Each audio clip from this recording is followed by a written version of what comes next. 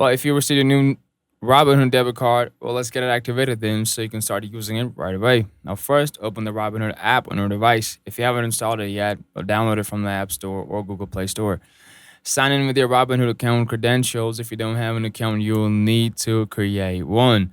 Once logged in, tap on the Spending tab at the bottom of the screen. If you opted for a physical debit card, it should arrive within 2 weeks. In the meantime, you can activate your virtual card and use it online or with Apple Pay, Google Pay, or Samsung Pay. To activate your physical card, tap on Activate Card. And within the app, follow the on-screen instructions to complete the activation process.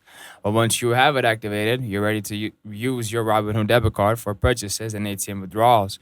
All that said, you're all set to start using your Robinhood debit card. If this video helped, well, tap like, subscribe, and let me know in the comments if you want a tutorial on setting up direct deposit or managing your spending account. Well, until then, I'll see you in the next video. And if you do have any questions, you drop them down in the comments below.